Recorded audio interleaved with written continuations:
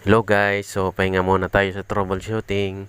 So ang gagawin natin ngayon ay ito, paglalaruan natin ang Mosfet at BJT, kung ano pagkakaiba ng dalawang ito. So simulan na natin guys. So ito yung isa, Mosfet natin, in channel Mosfet. Yan, ang pin 1 niya ay gate, pin 2 niya ay drain, at pin 3 niya ay source. So dito naman sa kabila ay BJT natin, transistor. Pin 1 niya ay emitter, pin 2 niya ay collector, pin 3 niya ay base. So paano ba i-test to? So dapat sa gate to source ay walang ohms value. Yan, tingnan nyo guys. Baliktarin ko din tester. Yung test prod natin, dapat wala ring ohms value sa gate to source.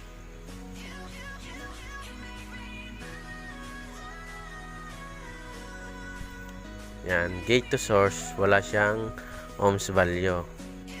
Pag gate to drain naman, wala rin siyang ohms value. Tandaan nyo guys, gate to drain, wala siyang ohms value. So dito na siya magkakaroon ng ohms value pag dito sa drain to source, number 2 and 3. So yan, habang nakaswitch pa siya, mayroon pa siyang ohms value. So napapansin nyo guys, so antayin lang natin mag switch off siya. So malalaman natin yan pag nag switch off na yan, kasi wala na yan ohms values pag yung red test prod natin nasa drain at nasa source naman yung black. So tapos pag binaliktad natin, pag nasa drain na yung black at nasa source na yung red, meron na siyang 0.4, 0.3, 0.4, 0.5, mga ganyan. So yan na, naka-switch off na siya guys. So dapat meron na to. Yan, nasa 0.4 na siya. Yan, kita nyo guys, naka 0.4 na. Good yan pag ganyan. Pag nasa black yung nasa drain yung black test prod natin at nasa source yung red. So tandaan nyo guys ha. So dito naman tayo sa BJT transistor natin, bipolar junction transistor natin. So yung pin 3 yung base natin, pin 2 yung collector natin, at pin 3 yung emitter natin. Yan. So yan, okay, wala siyang ohms value. Tapos pag yung red test probe natin nasa base, dapat meron na siyang ohms value. Tapos yung black natin nasa emitter at collector, meron na dapat siyang ohms value. So pakita ko sa inyo guys, pag nilagay ko na yung test probe natin sa base o sa pin 3, dapat magkakaroon na siyang ohms value. Yan. So ito na ta guys, oh. Yung red ko nasa pin 3 na sa base, tapos sa collector na yung black ko, test prod, black test prod, meron na siyang ohms value 0.6. At pasensya na guys, medyo magalaw lang. Yan. So hawakan ko na lang para hindi masyado magalaw. Yan, may 0.6 siya. Tapos ito yung emitter niya. Yan, may 0.6 din siya. May pagkakaiba yan guys, medyo mataas yung emitter kaysa sa collector. 0.654 yung collector, yung emitter 0.659. Medyo mataas yung emitter. So good to guys. So pag sa Mosfet tayo guys, pag in channel siya, yung source natin negative yan. Tapos pag nasupplyan na natin ng trigger voltage yung base na positive, magsiswitch na yung source natin papuntang drain. yung negative pupunta ng drain, magsiswitch. Katulad din yan ng itong bipolar natin. Pag nasa ay yung negative natin nasa emitter, tapos pag na-trigger natin yung base ng positive, yung trigger voltage natin, yung emitter na negative natin pupunta ng collector. So ito, halimbawa natin, try natin ito guys ha. Dito magkakaiba yan yung Mosfet. Itong negative natin, itong negative supply, yung kulay black na alligator clip, yan negative supply yan. Lagay natin sa source, number 3. Yan, tapos yung gitna niyan, yung number 2, yung drain natin papuntang bulb natin na 12 volts. Negative. Tapos yung positive ng bulb natin ng 12 volts nakadirekta sa positive natin. So, paano natin papapaswitchin to? Switch yung source at drain. So, kailangan nating magkaroon ng trigger voltage sa gate. So, paano nga ba lagyan natin ng trigger voltage to? So, i-drop lang natin yung voltage. So, sa pamamagitan ng ating resistor, matitrigger na natin yung gate nyan. Bali, in channel to, ang trigger voltage ng in channel, yung gate nya, ay positive dapat. Pag P channel, negative ang trigger voltage nyan. So, ito guys, kinabit ko na yung 12 volts bulb natin direkta sa 12 volts natin na positive. Yan. Tingnan nyo, naka-switch off pa siya. So, kukuha tayo ng resistor. Ito ang gagawin natin pan-trigger voltage, yung 1K natin. Yan, para hindi ma-overload siya, kailangan natin ng resistor para hindi ma-overload yung gate natin. So, ito na guys. Ilagay ko sa positive yung resistor, tapos idikit natin doon sa gate. Tingnan nyo maigi guys. Yun, kita nyo, nag-switch na siya.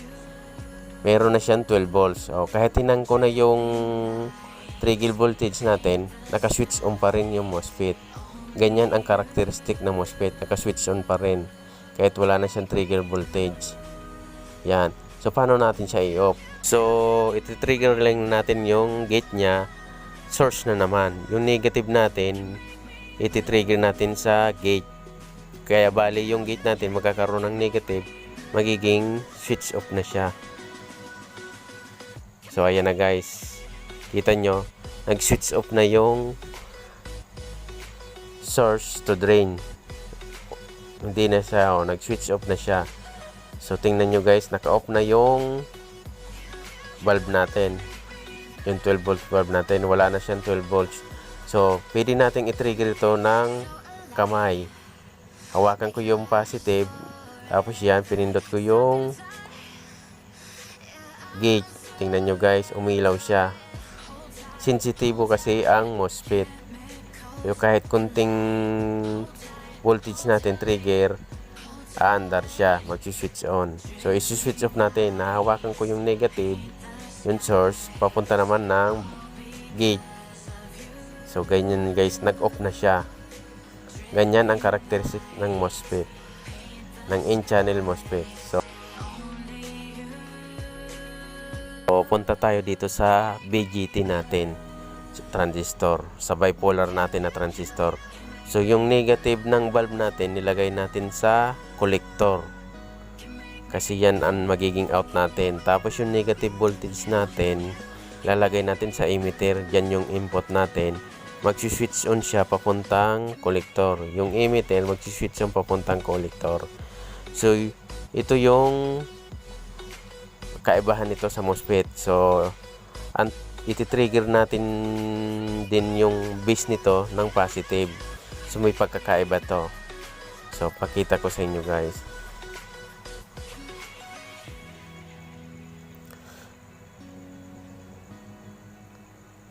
Kabit lang natin. So, yun ito guys. I-trigger na natin ng resistor yung base nya. Magsi-switch on yung emitter at collector. So ito, lagyan ko na ng 1K resistor.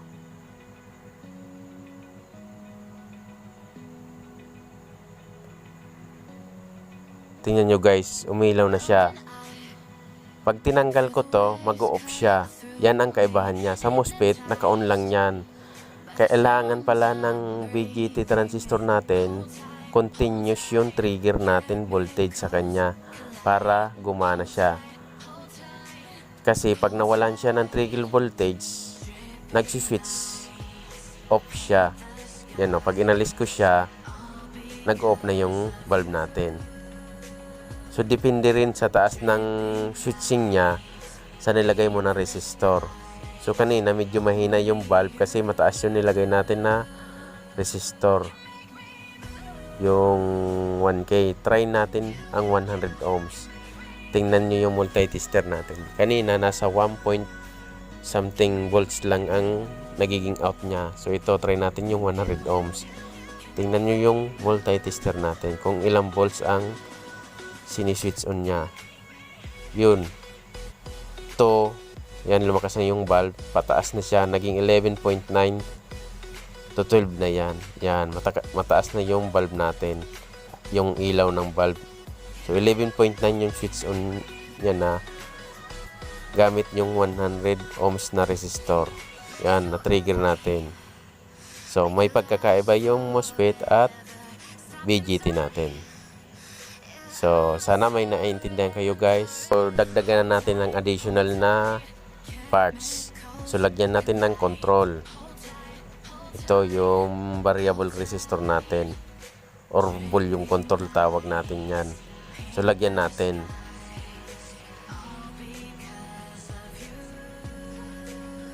So, yung trigger voltage natin, ilalagay natin sa gitna ng volume control. Yung resistor natin, lagay natin sa gitna.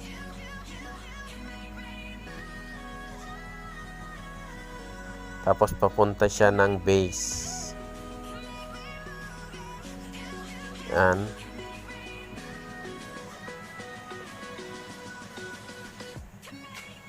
Tapos sa gilid nito, dyan natin ilalagay yung positive natin.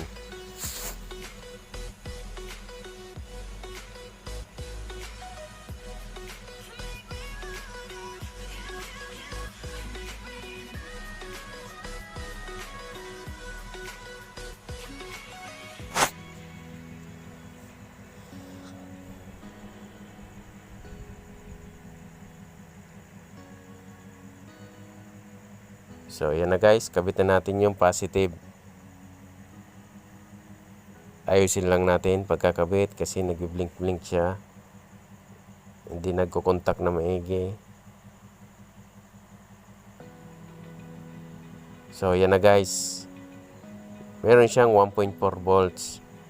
So, adjustin natin tong knob natin, yung volume control natin. Yan, tumataas na yung voltahe niya. Oh, nag 11.8 na siya. Parang may dimmer ka. Yan. Yan. Kaya mo siyang hinaan at lakasan. So, yan, tingnan nyo guys. Nagbabaktas lang kasi guys kasi medyo mataas itong volume control na ginagamit ko. Pero pag mababa siya, kaya mo siyang i-dim yung light natin. So, punta naman tayo sa Mosfet. So, dito tayo sa Mosfet. So, yung gate natin, yung trigger voltage niya na resistor nakalagay sa gitna. Tapos, yung positive dito sa isang gitna. Tapos, yung isang gilid pala, isang gilid ng volume control. Tapos, sa isang gilid naman ng volume control, ilagyan natin ng negative supply. Kasi pag hindi natin nilagyan ng negative supply, hindi yan mag-switch off. Ito, yung kulay green na wire na yan, nakakabit yan sa source. Negative yon. So yan, nagdidim na siya guys. So 1.3, pag in-adjust natin to pataas na siya, naging 12 na siya. Kaya mas magandang gamitin pang switch natin yung Mosfet, kasi pag nag-switch talaga siya, almost mataas yung switching value niya. Umabot tayo ng 12. Yan, 12.1 volts. Doon sa BJT natin, 11 lang, 11.9 inaabot natin.